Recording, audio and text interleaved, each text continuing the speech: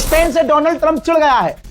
Spain ने असल में अपना जो बेस है मना कर दिया था कि हमारी जमीन का इस्तेमाल आप नहीं करिएगा ईरान पर हमला करने के लिए, ना हम अपना एयर स्पेस देंगे ईरान पर हमला करने के लिए, हम जंग में जाना नहीं चाहते। ये स्पेन की बात डोनाल्ड ट्रंप को काफी बुरी लग गई। जिस मिजाज का आदमी है वो, कुत्ते मिजाज का, तो उसे बुरा लग गया। तो उसने कहा है कि हम स्पेन पर पाबंदी लगाएंगे, मैं टैरिफ लगाऊंगा, और हम सोच रहे हैं कि स्पेन के साथ क्या कर सकते हैं। समझ रहे हैं? तो भाई इसलिए ट्वीट नहीं कर पा रहा है अपना वाला, समझ रहे हो भाई। डरपोक नेक्स्ट लेवल का, हमारा वाला नेक्स्ट लेवल का डरपोक है भाई। कोई पता नहीं कह रहा था कि भाई डायपर पहनता है, टट्टी निकल जाती थी। मेरे दोस्तों बड़ी खबर यह है कि सऊदी अरब, यूएई और कतर, खबर आ रही है, खबर, सऊदी अरब, यूएई और कतर तीनों मिलकर ईरान पर स्ट्राइक कर सकते हैं। ठीक है, तीनों ने अपने मुंह से नहीं कहा है, रिपोर्ट आई है कि तीनों बात कर रहे हैं और तीनों बदला लेंगे ईरान से। डोनाल्ड ट्रंप ने कहा कि हमने ईरान की नेवी, ईरान की एयरफोर्स, उसके डिफेंस सिस्टम, रडार सब खत्म कर दिए हैं। जी हां, उसने कहा है, और कहा है कि ईरान यूएई और अरब देशों पर ऐसे हमला कर रहा है, वहां मौजूद होटल और सिविलियंस को टारगेट कर रहा है। हम ऐसा नहीं करते।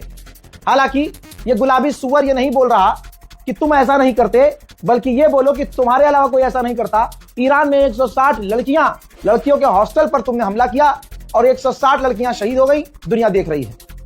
वहीं इसने ये भी कह दिया है कि हम कुछ नहीं कर रहे हैं, अरब देश अब खुद ईरान को जवाब दे रहे हैं। दुनिया में टेंशन हो गई है क्योंकि ईरान के हमलों की वजह से तेल के दाम बढ़ गए हैं।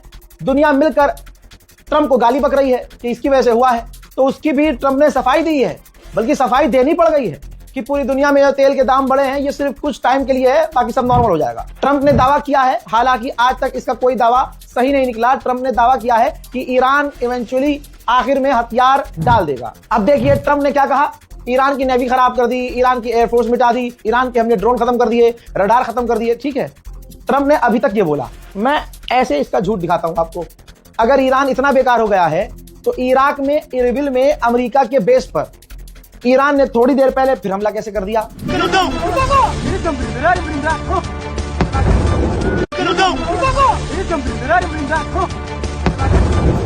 बहुत जल्दी ऐलान कर रहा हूं, मैं भी, सुन लीजिए।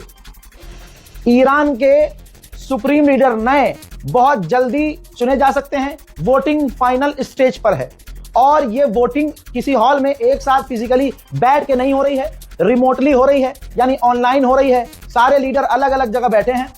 इजराइल ने जो दावा किया कि हमने वो बिल्डिंग उड़ाई जिस बिल्डिंग में वोटिंग होती है सुप्रीम लीडर के बनाने के लिए, सुप्रीम लीडर को चुनने के लिए, तो दोस्तों उस बिल्डिंग में कंफर्म हो गया है कोई भी ऑफिशियल नहीं था, खाली बिल्डिंग थी। ब्रिटेन ने दिखाया है, ये जारी की है ब्रिटेन ने तस्वीर की, जॉर्डन के ऊपर हमने ईरान के एक ड्रोन को अपने F-35 से मारकर गिराया है। यही है भाई साहब ताकत ईरान की। भाई $35,000 का एक सस्ता ड्रोन मार गिराने के लिए मिलियंस ऑफ डॉलर का फाइटर जेट, दुनिया के सबसे एडवांस फाइटर जेट से दुनिया के सबसे सस्ते ड्रोन को मार गिराया जा रहा है। यह है ईरान। कहा जा रहा है कि इजराइल अपना एयर स्पेस थोड़ा सा, पूरा नहीं, इजराइल अपना एयर स्पेस थोड़ा सा खोलने की तैयारी में है ताकि जो वापस आना चाहते हैं यहूदी, इधर उधर जो फंसे हुए हैं, वो वापस आ सकें। हजरात, ईरान की मिसाइलों की जो साइट्स हैं उस पर बड़ी तबाही मची है। सैटेलाइट इमेज है, प्रूफ दिखा रहा हूं, अपनी आंखों से देख लीजिए।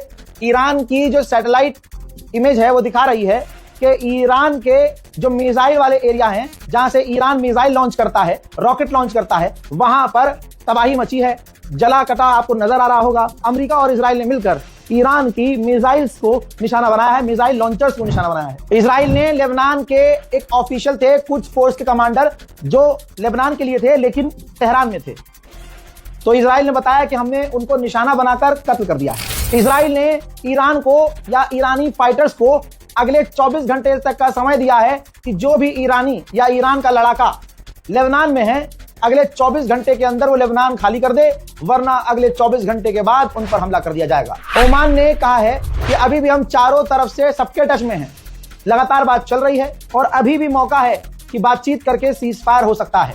लीजिए, इजराइल ने माना है कि हमने ईरान की जिस बिल्डिंग को निशाना बनाया जहां सुप्रीम लीडर के लिए चुनाव होता है, उस बिल्डिंग में कोई नहीं था जब हमने हमला किया, कोई भी लीडर नहीं था। उस बिल्डिंग में सिर्फ वही लोग थे जो वोट गिनते थे, वोट की काउंटिंग करते थे। तो वहीं की मौत हुई है जो वोट की काउंटिंग करते थे। कोई लीडर, कोई मौलवी, कोई मौलाना मारा नहीं गया है। यूएई के एयर डिफेंस सिस्टम बार बार फेल हो रहे हैं। तस्वीर देख लीजिए, शाहिद ईरान का ड्रोन बड़े तमीज से लहराता हुआ आ रहा है। ये यूएई का इलाका है। अमेरिका और यूएई नहीं रोक पाए और जाकर डायरेक्ट हिट हुआ है यूएई में। ईरान के आईआरजीसी के कमांडर ने बहुत बड़ी धमकी दी है, इशारे इशारे में कहा है कि हमें पता है कि नेतन्याहू कहां मीटिंग करता है। तो ये ईरान इशारा कर रहा है कि नेतन्याहू को दोबारा निशाना बनाया जा सकता है। तुर्की के विदेश मंत्री ने कहा है कि ईरान की स्ट्रेटेजी खतरनाक है। ईरान जिस स्ट्रेटेजी पर काम कर रहा है वो हमें पता है। वो स्ट्रेटेजी ये है कि हम तो डूबेंगे लेकिन तुम्हें साथ लेके डूबेंगे। इसीलिए ईरान आसपास के देशों पर हमला कर रहा है और खासकर ऑयल रिफाइनरी और उनकी एनर्जी साइट पर हमला कर रहा है। ऐसा करने से पूरा इस जंग का और अमेरिका और ईरान और इजराइल की जंग का इफेक्ट पूरी दुनिया पर पड़ेगा और दुनिया पर प्रेशर बनेगा। तो ईरान को जो खोना था खो दिया। जंग करो या मरो की लड़ाई में आगे बढ़ना है। हजरात मोहतरम, मैंने हमेशा कहा कोई ईरान का साथ नहीं देगा। ईरान आखिर में अकेला रहेगा। आप लोगों को खुदा का वास्ता है, बताइए 1.5 महीने से यह बात मैं बोल रहा था कि नहीं बोल रहा था? वही हुआ। अब देख लीजिए, तुर्की, बात तुर्की करते हैं ना आप। तुर्की के विदेश मंत्री ने कहा कि ईरान जो आसपास के देशों पर हमला कर रहा है, अरबों पर हमला कर रहा है, हमारी नजर में वो गलत है। ईरान को ऐसा नहीं करना चाहिए। अच्छा, बहुत बढ़िया, तुम उनके सुप्रीम लीडर को मार दो, ठीक। अरे छोड़ो सब, अगर रजब तैयब एर्दोगान को कोई मार दे तो तुम क्या करोगे? बौखला जाओगे ना, पागल हो जाओ। तो ईरान बौखलाया हुआ है और ईरान के पास अब खोने के लिए कुछ है नहीं। लेकिन आप तुर्की का दोगलापन देखिए। जंग से पहले बयानात दे रहा था ये कि ईरान हमारा भाई है, ईरान हमारा ये है, ईरान हमारा वो है। और जब हमला हो गया तो अब पता है कि नेटो का मेंबर है तुर्की, जिस नेटो के अंदर अमेरिका भी है, और अमेरिका से F-35 लेना चाहता है, खरीदना चाहता है तुर्की। तो वो ऐसी बात करेगा ही नहीं जिससे ट्रंप नाराज हो जाए। समझ में आ गई? मुस्लिम देश कैसे हैं? ये है सारे आज के मुस्लिम देशों की असलियत।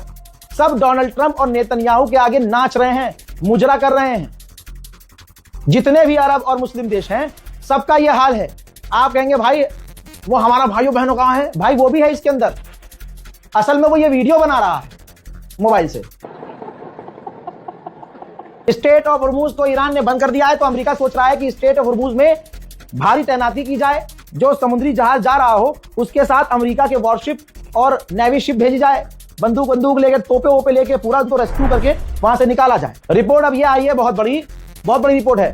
शॉर्ट में बता रहा हूं कि इजराइल अमेरिका के बिना ईरान पर हमला नहीं करता। नेतन्याहू को अमेरिका से परमिशन चाहिए ही चाहिए थी। 7 दिनों में नेतन्याहू ने अमेरिका से, डोनाल्ड ट्रंप से 15 मर्तबा बात की थी। तब जाकर डोनाल्ड ट्रंप पर प्रेशर बना और डोनाल्ड ट्रंप ने हरी झंडी दिखाई और अमेरिका जबरदस्ती इस जंग में कूद गया और आज ये जंग पूरे इलाके में फैल गई। ईरान के विदेश मंत्री से रूस के विदेश मंत्री ने फोन पर बात की है और रूस के विदेश मंत्री ने ईरान को समझाने की कोशिश की है कि अब जो भी हुआ है सीज फायर करने में भलाई है। मेरे दोस्तों, इस रिपोर्ट को जल्दी से शेयर कीजिए, अपनी राय कमेंट में लिखिए। फेक न्यूज से बचिए। मैं बार बार बोल रहा हूं, ऐसे भी मैंने फेसबुक पेज देखे हैं, ऐसे भी यूट्यूबर्स जिनके थंबनेल हमारे जैसे हैं, ऐसा लग रहा है कि हमें ही कॉपी किया है, लेकिन खबरें उनकी, खबरों का सोर्स इतना है और 4 बातें अपनी मन की लगा के बताई गई है। एक बाजी ने तो यह बोल दिया कि ईरान ने परमाणु टेस्ट कर लिया क्योंकि वहां भूकंप आया था। बाजी को यही नहीं पता कि ईरान का जो भूगोल है, ईरान की जो जमीन है, इस तरह के भूकंप आते रहते हैं। आप चाहे गूगल कर लीजिएगा या ईरान में कोई आपका जानने वाला हो तो बता देगा कि ईरान में जलजला आता रहता है। इसका मतलब यह नहीं कि ईरान ने परमाणु टेस्ट कर लिया हो, खाली व्यू, मतलब पता है ना कि कौम परेशान है, सदमे में है। तो अगर टाइटल पे ऐसा लिखेंगे कि ईरान ने बजा दिया, ईरान ने परमाणु बना लिया, ईरान ने इजराइल के 2 टुकड़े कर दिए, ऐसा टाइटल लिखेंगे तो मिलियन में व्यूज आ जाएंगे। तो ऐसे लोगों से बचिए जो आपको दोनों तरफ का सच बताए। उस चैनल की, उस इंसान की इज्जत कीजिए। जय हिंद।